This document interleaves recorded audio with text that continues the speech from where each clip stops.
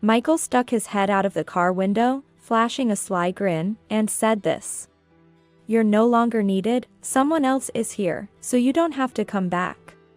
At that moment, I felt a shiver run down my spine. Outside, the wind was howling, and the sound of rain beating against the window amplified my anxiety. The sea in front of me was stormy, its waves seeming ready to engulf me. I was 9 months pregnant, holding my heavy belly, and I didn't have a driver's license.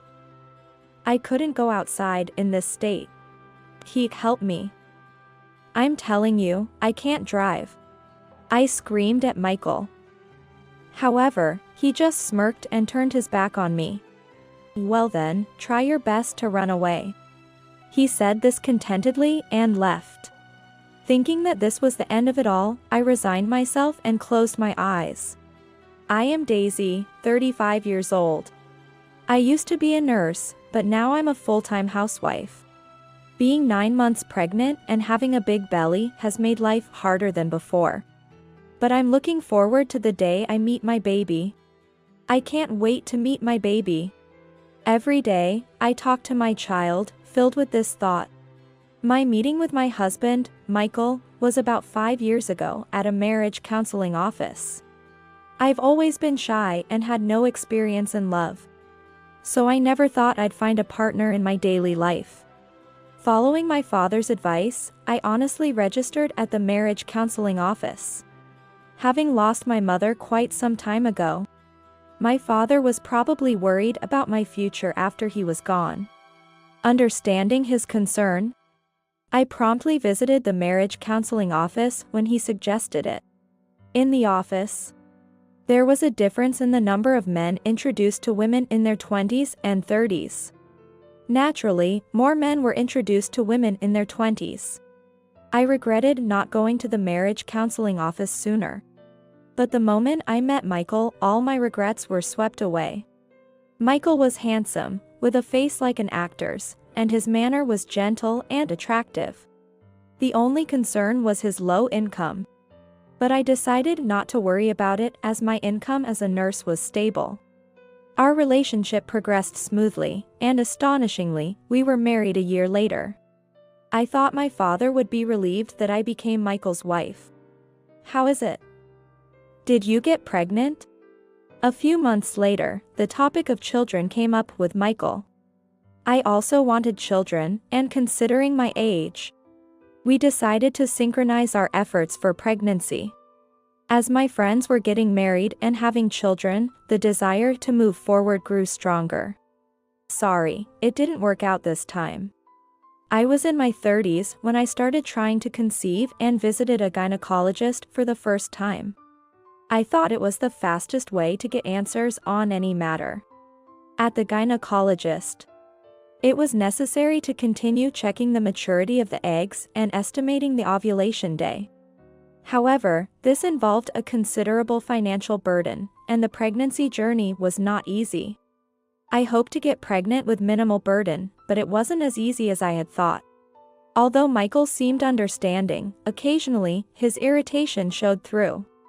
Synchronizing our marital life for pregnancy might have been stressful and taxing on his tired body from work. I understood his feelings, but I thought there was no need to express them so openly. Sorry. I hope it works next time. Sigh. I'm counting on you to get it right next time. Michael seemed to blame me for not getting pregnant smoothly. When he said, "Get it right next time," I couldn't help but think this wasn't something I could achieve through effort alone. Despite my doubts about Michael's attitude, I decided to undergo fertility testing. I was hoping that if we could find the cause, it might bring us closer to pregnancy. A few weeks later, I reported the results of the fertility tests to Michael. I had the tests done, and there weren't any particular problems. However, it seems difficult to pinpoint a definite cause for infertility. Maybe it can't be helped. So, it was just a waste of money, huh? Michael's response was rather cool. Despite my worries and undergoing the tests, he didn't offer a single word of comfort. I didn't necessarily want comforting words. but realizing that he fundamentally believed the problem of not having children was my fault made me feel complicated. Hey, you know, infertility can sometimes be caused by the male partner. I know you might not like it, but would you consider getting tested? If the problem wasn't with me, there might be a chance that Michael was the cause. However, knowing how complicated it would be to face the possibility of being the cause, I asked him carefully, considering his feelings. However, Michael's reaction to the suggestion was one of disgust. And the way he looked at me changed. What? Are you serious? The infertility issue is your fault. Why should I have to get tested? Michael's irritated voice sounded unusually loud in my ears, and the air grew heavy. Marital life should be built on cooperation and understanding. And it was harsh to have the cause of infertility pushed solely onto me. Even if he wanted to refuse, couldn't he have chosen his words differently? But fearing that I might upset Michael further and affect our future efforts to conceive, I couldn't muster the courage to argue. Right. You're correct. Let's just keep trying together without any tests. My voice sounded resigned, but Michael just snorted and walked away. I decided to think that the long struggle with infertility must be tiring him out as well. I had thought this pain in my heart was something we could share as a couple. It's not just me who's suffering. Still, deep sighs were incessant in my heart. It's been 3 years since we started infertility treatments, and we've tried everything. After realizing timing methods weren't effective, we attempted artificial insemination and in vitro fertilization, but to no avail. Driven by our strong desire for a child, we persevered. However, at one point, we decided to give up on having a child and enjoy our life as a couple, and started spending more relaxed time together. Then, in this new lifestyle, I discovered I was pregnant. Yes. I'm pregnant. The moment the home pregnancy test showed a positive result, I was overjoyed. Michael was surprised too and kept asking, "Really?" That moment might have been the happiest in my life. The joy of this pregnancy, coming after struggling with fertility issues and nearly giving up, was exceptional. It felt like something had been watching over us. When I told my father, he was delighted, saying, "I'm so happy I'll get to see my grandchild's face."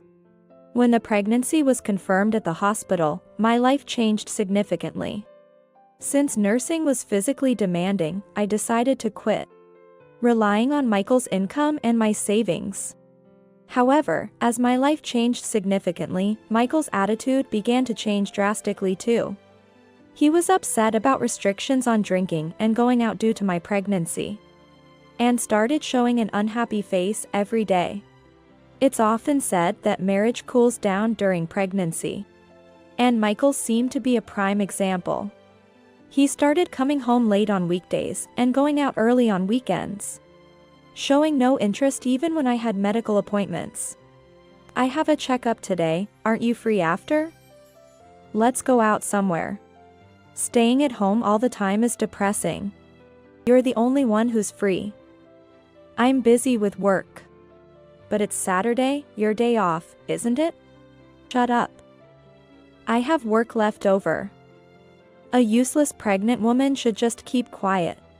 Honestly, I was quite angry with Michael's attitude towards me.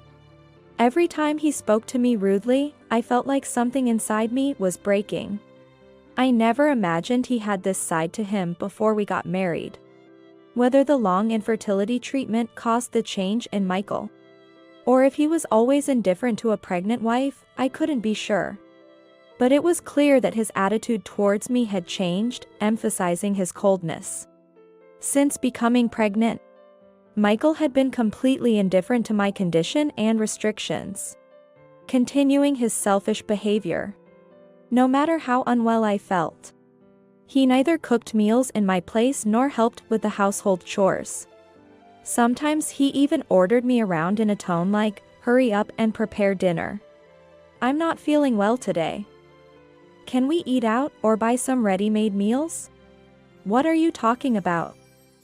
Eating out costs money, you know. We can't afford such wasteful expenses. I'm the only one working, after all. You should work more too. Don't laze around just because you're a stay-at-home wife. I began to lose understanding of Michael, who just kept making such dismissive remarks. Despite struggling with morning sickness and physical changes, I managed to do all the housework, yet I never heard a word of appreciation from Michael. Michael, who promised to cherish our family when we got married, has not even greeted my father yet. My father is eagerly waiting for the day Michael will visit him. But Michael doesn't seem to care about that. I had visited Michael's parents to greet them before our marriage, which made his attitude even more unacceptable to me. While struggling with my poor health, I prepared a meal for Michael. I didn't have an appetite, so I only made food for him. But he ate without concern for me not joining him. Thinking about continuing life this way made me feel increasingly heavy-hearted. It was clear that Michael had no intention of helping with child rearing in the future. Tears spilled over as I realized the reality we had reached. After overcoming infertility treatment was far from ideal. However, time passes no matter what, and I entered my 9th month of pregnancy. I prepared for the baby's arrival with my father's help. Of course, Michael was no help at all, and I had stopped relying on him. Now, the only person I could rely on was my father. Amidst all this, during the summer holiday, Michael suggested we go on a trip. A trip? Well, I'm already 9 months along, so it might not be possible. You can make it. The due date is still a way off. And I'll make sure it's not too much for you. It'll be fine. After some thought, I decided to go along with Michael's suggestion. I was more happy than anxious that Michael was proposing a trip after such a long time. On the day of the summer holiday, I got into Michael's car with our luggage. It was already past 6 in the evening, and it was getting dark outside. Michael is good at driving, and we always take the car for long trips. As someone without a driver's license, I find the idea of long drives daunting. But Michael always seems confident. Hey, I just realized I haven't asked where we're going. Where are we headed? That's a secret. There's a surprise waiting. I felt excited but also anxious about this unusual behavior from Michael. It was surprising that he, who usually treated me so casually, suddenly started taking care of me. I checked that my phone was in my pocket and fastened my seatbelt. It's been over 3 hours.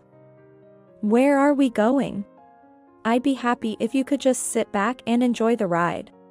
No matter how many times I asked, Michael wouldn't tell me our destination. The weather was turning bad. And I started to feel a bit sad, thinking we might not enjoy the trip if it kept up. Then, after about an hour more of driving, rain suddenly started pouring down, turning into a thunderstorm. I must have fallen asleep, and when I woke up, the situation was surprisingly bad. Outside, it was dark, and lightning lit up the night sky. Hey, is it safe to drive in this rain? It's fine, they said there would be a little rain on the weather forecast.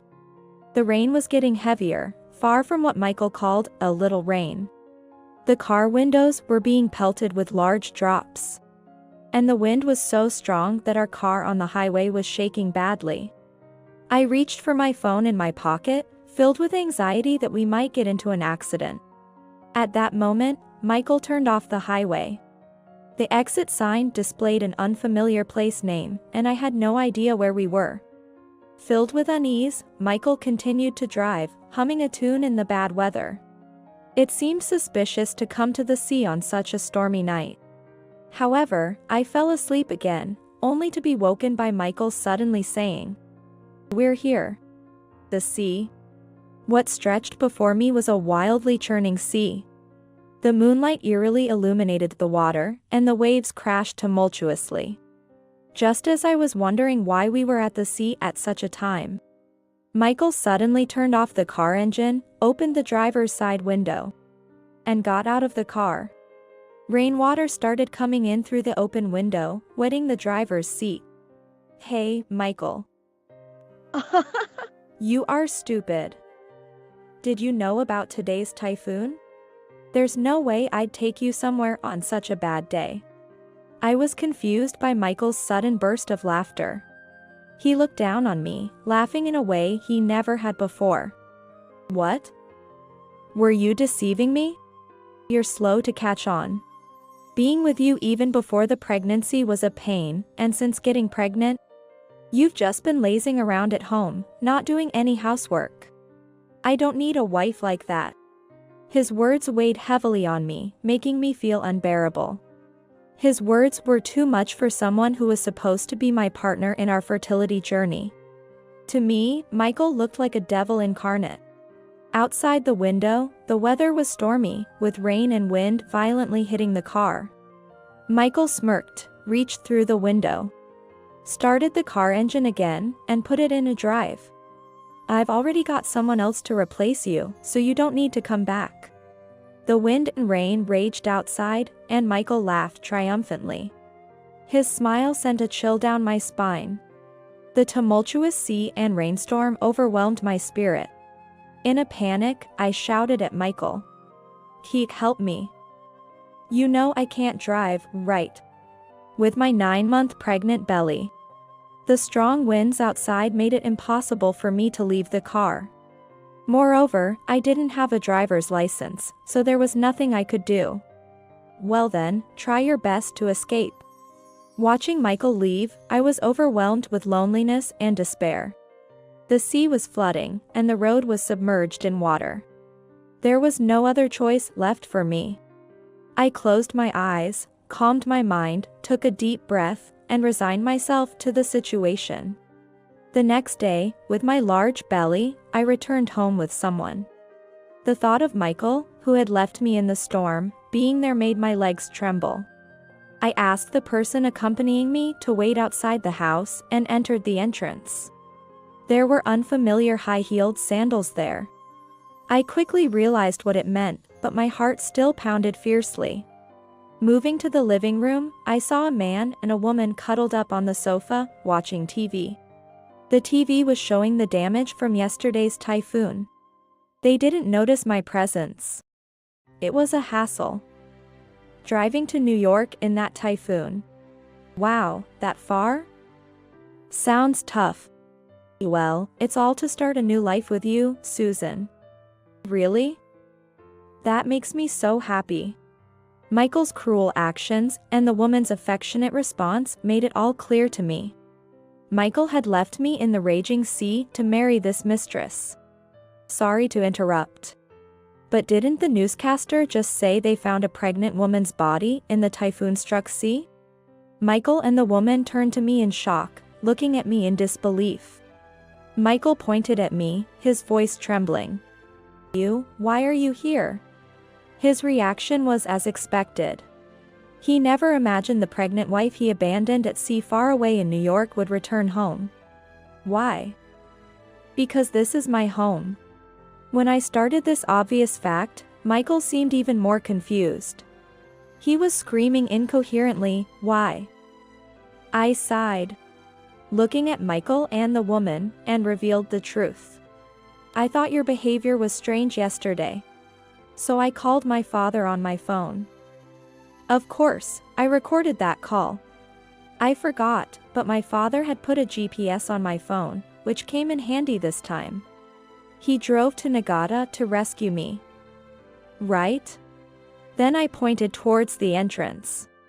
Then, my father, who had been waiting outside, entered the room and greeted Michael. Michael, it's finally nice to meet you. Michael, who had never greeted my father before, seemed quite perplexed by his sudden appearance. I'm not angry that you never came to greet me before. But I can't forgive you for throwing my daughter into the sea. My father's calm tone made his anger even more evident. Michael visibly flinched at his words. However, trying to maintain bravado or impress the woman, Michael retorted against my father. Why should I listen to you? Do you even know how much trouble your daughter has caused me, you bastard? Father's face turned red with anger at Michael's harsh words. I had never seen someone behave so rudely and use such foul language. What? Did you just insult my daughter? I was willing to pass on my wealth to you, even knowing how self-centered you were. But that was a mistake. I won't give you any of my precious wealth or my daughter. Michael reacted sharply to the word wealth. To Michael, who didn't know much about my father, this was a big surprise. My father, a wealthy investor, intended for me to inherit his assets. However, I hadn't told Michael about this yet. I was planning to tell him once our child was born and things had settled down. But due to the recent events, my father had to break the news. I never heard about this. Were you deceiving me? Why didn't you tell me? Michael's tantrum was like that of a child not getting his way. Yes, I intended to tell you. But now, I have no desire to pass my assets to someone who harms my daughter. I wanted to tell you. But your attitude and harsh words made me change my mind. Oh well, you could have lived a life of luxury with our child and me. Such a pity. It's not too late, right? Come on. Let's live together happily as a family of 3 with that wealth, right? Grandpa, you agree, right? Michael's attitude was so outrageous that my father didn't even bother to listen to him. I took out the divorce papers from my bag and handed them to Michael. I intend to divorce you. Naturally, I'll also be seeking child support. Do you think things can go back to how they were before? Shock and anger were evident on Michael's face. His idea of committing infidelity and then trying to secure my father's wealth was extremely unreasonable. Even the woman he was with was shocked, her eyes wide open. Michael, I'm sorry, but I had you investigated by a detective. You've been divorced before, haven't you? You couldn't have children with your previous wife either. I know you're infertile. Yet, you dared to treat my daughter terribly. I have no intention of giving you any of my wealth now. Everyone in the room gasped at my father's words. It was finally revealed that Michael was infertile. He had hidden this, behaving as if the fault lay with me during our fertility struggles. You knew about this and kept quiet? You said you wanted to marry and have children with me, didn't you? No, it's not a lie. I thought I could have children with Daisy. And with you too. Besides, I don't love you. I only thought of marrying you because I heard your parents were wealthy. What am I supposed to do now? Their argument intensified. Unable to bear it anymore, I exploded in anger. Enough. Michael, you're the one having an affair. You're the worst here. You should at least feel remorse for leaving your pregnant wife in a storm. You make me sick. Just get out of here, quickly. I had never shouted like this before, being a calm person. Michael and the woman looked at me in surprise and fear, letting out a small scream. I presented the divorce papers to Michael again. He tore them up in frustration and stormed out of the house. The woman, in a panic, got up and ran off, forgetting her high heels. Phew. What just happened? Since being abandoned at sea yesterday, I felt like I was in a dream. But feeling the lively movements of my child in my belly, I realized this was reality, not a dream. Dad, thank you so much. If you hadn't come, I might have been dead by now. I'm glad I could be there for my precious daughter in her time of need. My father stroked my head, and the warmth of his hand seemed to instantly heal my fatigue. Thus, I divorced Michael, consulted with a lawyer, and successfully received child support. Receiving child support doesn't heal the emotional wounds. But as I'm about to become a mother, I have no choice but to live with a positive outlook. Michael and his mistress didn't end up together. The mistress lost interest in Michael after finding out he was infertile. and she realized he was only marrying her for her parents' wealth, which led to their breakup. It must be shocking to learn that a marriage was sought for money, not love. While I harbor resentment towards her, I can't help but feel a bit sympathetic for her entanglement with Michael. Michael, lacking passion for his work, ended up quitting his job. Since he was never career-driven, it might be difficult for him to find new employment. He'll likely have to make ends meet with part-time jobs while living in a shabby apartment. However, considering the suffering Michael caused me, it still feels like a light punishment. Compared to him, I consider myself fortunate.